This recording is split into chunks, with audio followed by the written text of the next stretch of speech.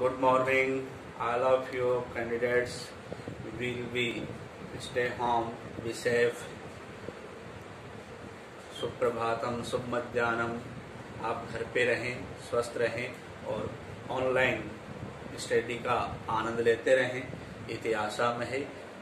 आगे कड़ी में हम जब चर्चा कर रहे हैं कि शिक्षा मनोविज्ञान की जो सबसे प्राचीन विधि है वो अंतर्दर्शन विधि मानी जाती है और अंतर्दर्शन विधि का प्रयोग विलियम वुंट ने कार्ल मार्क्स विश्वविद्यालय लिप्जिंग नगर में 1879 में प्रयोग किया और इन्हें प्रयोगात्मक मनोविज्ञान का जनक भी माना जाता है। इन्होंने चेतन मन के ऊपर अध्ययन किया था और इन्होंने चेतन मन पर 10% चेतन मन माना था। अचेतन मन का अध्ययन सिगमंड फ्रायड ने किया था। जो अचेतन भाग है उन्होंने 9/10 माना था और अर्धचेतन मन है वो 0/10। दोनों ने संयुक्त रूप से चेतन मन में हमारे जो बातें याद होती हैं वो चेतन मन में रहती हैं और वो जो हम बातें भूल जाते हैं वो बातें फिर हम दोबारा प्रयास करते हैं उनको याद करने का, वो अचेतन मन में।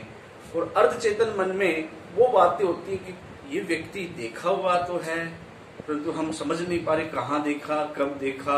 वो बात हमारे जो अर्धचेतन मन से हम लाने का प्रयास करते हैं।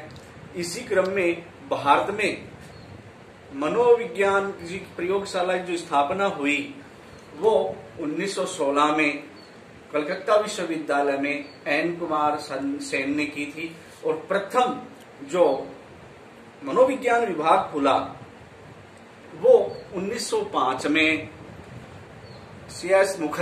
आशुतोष मुखर्जी ने 1905 में कोलकाता विश्वविद्यालय में मनोविज्ञान विभाग सर्वप्रथम खुला था। विश्व की बात करें तो 1879 में लिप्जिंग नगर में प्रथम प्रयोगशाला जो खुली थी कार्ल मार्क्स विश्वविद्यालय में विलियम वुंट के द्वारा।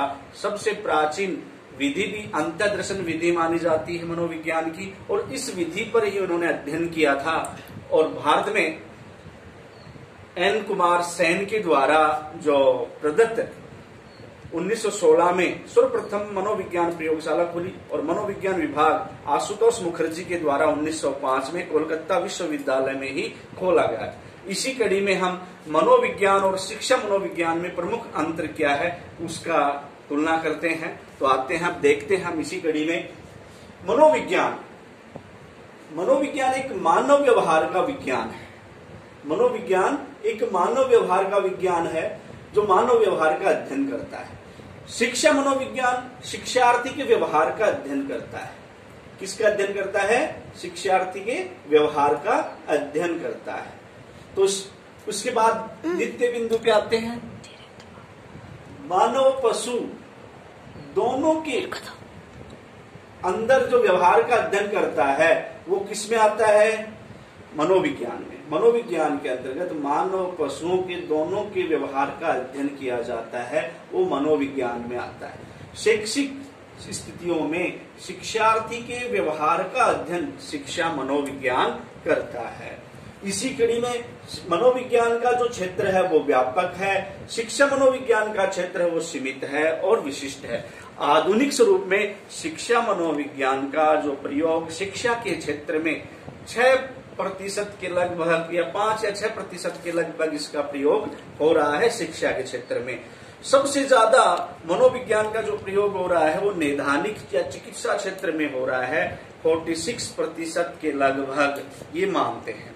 परंतु जैसे बहुत से क्षेत्र मनोविज्ञान के कार्य क्षेत्र हैं, औद्योगिक मनोविज्ञान है, वायुदिक मनोविज्ञान है, बाल मनोविज्ञान है, किशोर मनोविज्ञान है, प्रौढ़ मनोविज्ञान है, चिकित्सा मनोविज्ञान है, नैदानिक मनोविज्ञान है, परामर्श मनोविज्ञान है, सामाजिक मनोविज्ञान है, वायुदिक मनोविज्ञान है, अतीन्द्रिय मनोविज्ञान है और खेलकूद मनोविज्ञान में प्रयोग होने लगा है। आधुनिक स्वरूप में औद्योगिक मनोविज्ञान में भी और राजनीतिक मनोविज्ञान में मनोविज्ञान का एक कार्य क्षेत्र है। शिक्षा के कार्य क्षेत्र में 5% प्रयोग हो रहा है।